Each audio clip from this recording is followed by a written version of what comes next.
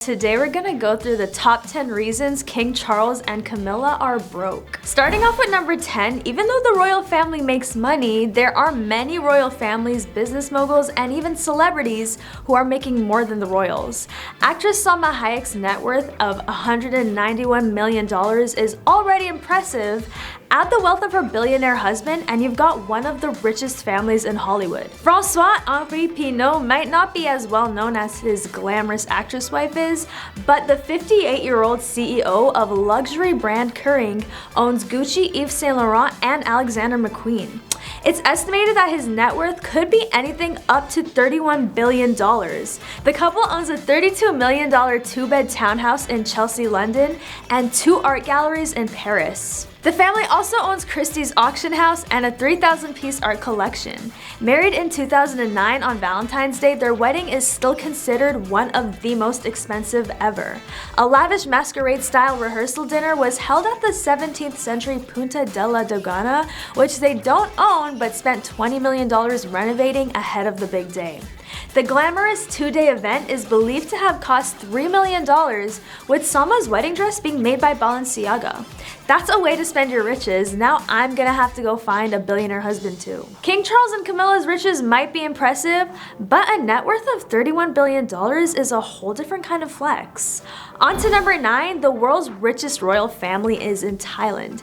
King Maha Vajiralongkorn's family has acquired $30 billion in wealth. The family made their riches from investments through the Crown Property Bureau, which manages the property of the Crown of the Kingdom of Thailand. The king also owns the 545-carat Golden Jubilee diamond, which is the world's largest cut and faceted diamond. And if you think Meghan Markle hit the jackpot, consider this: the king is the first and only royal ruler to be born in the United States. The King of Thailand has built up an impressive fleet of aircraft in his collection and keeps adding more aviation vehicles to his disposal. The king owns 38 jets and helicopters exclusively used by the royal family in Thailand. He has 3 Airbuses, 4 Boeing Airlines, superjets, fighter jets, and 21 helicopters. Being rich enough to basically have a garage of luxury jets is a huge flex. In total, fuel and maintenance cost him $64 million. One of the biggest sources of wealth for the King of Thailand comes from the inherited assets acquired from his late father. He is also the largest shareholder in 2 of the country's biggest commercial properties. The property portfolio also has towering office buildings, luxury shopping malls, and high-end hotels in Bangkok. And of course, being a king and whatnot, the wealth is shown in the mansion he lives in, worth $12 million. The king also owns a massive car collection, royal boat, and some of the world's most expensive jewelry. Rishi Sunak will become the wealthiest ever Prime Minister of the UK, with his family's personal fortune surpassing the royals. Sunak became the country's 3rd premier in under 2 months. He is the UK's youngest leader since 1812, as well as the first person of color to serve in the role. But Sunak's personal wealth is also grabbing attention, especially as he takes the helm at a time the UK is facing an economic crisis he described as profound in his first address as Prime Minister. Sunak and his wife are worth a combined $837 million. In comparison, Queen Elizabeth was estimated to have a personal net worth of $424 million. Sunak and his wife will become the wealthiest to stay at the residence of the Prime Minister, surpassing the previous record holder, Edward Stanley, the 14th Earl of Derby, who served as Prime Minister 3 times in the 1800s and was worth about $509 million in today's dollars, according to the Guinness Book of World Records. Number 7 on today's countdown, the Duchy of Cornwall was established in the 14th century as a way to generate income for the heir to the throne and help to fund the king's private and official expenses. The $28 million profit he made from it last year boosted his official salary just over $1.1 million. The Crown Estate oversees the assets of the monarchy through a board of directors. Charles, as king, will serve as its chairman, but he does not have final say over how the business is managed. The estate, which official accounts value at more than $19 billion, includes shopping malls, busy streets in London's West End, and a growing number of wind farms. The royals are entitled to take only rental income from their official states and may not profit from any sales as they do not personally own the assets. The estate's profits, valued at about $363 million this year, are turned over to the Treasury, which in return gives the royal household a payment called a sovereign grant based on these profits, which must be topped up by the government if it is lower than the previous year. In 2017, the government increased the family's payment to 25% of the profits to cover the costs of renovating Buckingham Palace. Number 6 on our list, as deep of a connection Charles and Camilla had when they first met, it wasn't enough to consider Camilla a suitable match for the heir to the British throne at the time. Instead, the two went on to wed other partners, engaged in a scandalous affair, and watched as Camilla became the longtime object of public scorn before they were able to finally tie the knot in 2005. Camilla was from an upper-class background. Her wealthy, well-connected relations included a grandfather who was a baron. Many of those around Charles wanted the prince to wed someone with the highest aristocratic pedigrees, and at the time, Camilla was only considered a commoner. During his bachelor years, he was often linked to the daughters of dukes and earls, one of whom was Lady Sarah Spencer, older sister to the girl who would become Princess Diana. Lord Louis Mountbatten, a mentor, great-uncle, and surrogate grandfather to the prince, had a match between Charles and his own granddaughter in mind. Camilla didn't possess a title, but she did have a royal link. Her great-grandmother, Alice Keppel, had been a mistress of Edward VII, Charles's great-grandfather. Mutual friend Lucia Santa Cruz reportedly joked about the relationship when she introduced them, yet the connection wasn't one likely to render Camilla more suitable in the eyes of a monarchy dedicated to preserving its public image. On to number 5, King Charles once had the nickname Pampered Prince, given by his staff at Clarence House. The former Prince of Wales made quite a few lavish requests, which were revealed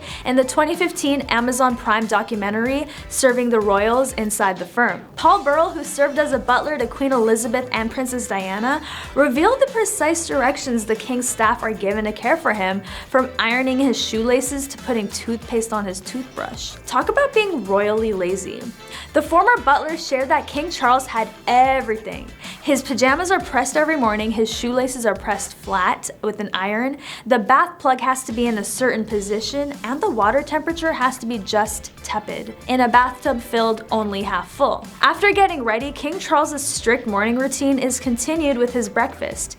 Prince Charles has a healthier option. He'd have homemade bread, a bowl of fresh fruit, and fresh fruit juices, said Chef Graham Newbold, a former member of the royal staff. Wherever the prince goes in the world, the breakfast box goes with him. He has 6 different types of honey, some special mueslis, his dried fruit, and anything that's a bit special that he is a bit fussy about. He also supposedly insists his cheese and biscuits be warmed to a certain temperature at the end of meals and makes his staff keep a warming tray nearby.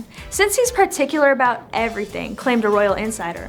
Honestly, a warming tray sounds like a great idea. Let me get in on that. One of the world's biggest former power couples, reality megastar Kim Kardashian and rapper Kanye West, are 8th on our countdown of reasons we have to consider Charles and Camilla broke.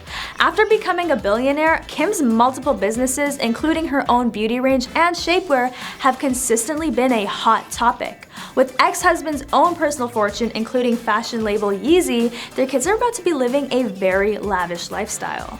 With 2 $13 million luxury ranches in Wyoming, $56 million Hollywood mansion in their property empire, and $6 million car collection and a multi-million-pound jewelry stash, they're really stacked up. Kim, along with the rest of the Kardashians, regularly take private jets around the world.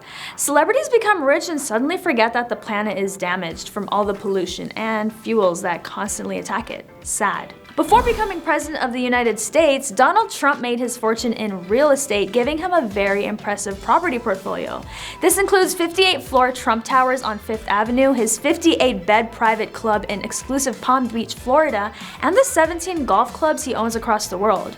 Trump visits all his properties in his $94 million Boeing 747 called Trump Force One and a $6 million helicopter. After Trump married Melania, the pair reportedly spent $1.2 million on their big day, and Melania's engagement ring is said to be worth around $2.7 million. The growth of the royal family and King Charles's personal wealth over the past decade came at a time when Britain faced deep budget cuts. Poverty levels soared and the use of food banks almost doubled. His lifestyle of palaces and polo has long fueled accusations that he is out of touch with ordinary people, and he has at times been the unwitting symbol of that disconnect, such as when his limo was mobbed by students protesting rising tuition in 2010. There may be many scandals the king was involved in, but the issues concerning how much money the royals make compared to all the money the taxpayers lose are one of the more consistent. Last on our list, King Charles has made financial headlines unrelated to his wealth but tied to the charitable foundation that he shares and operates in his name. He's been involved in a lot of controversy, most recently this spring when it was reported that Charles had accepted 3 million euros in cash, including money stuffed in shopping bags and a suitcase from a former Qatari prime minister. The money was for his foundation, which finances philanthropic causes around the world.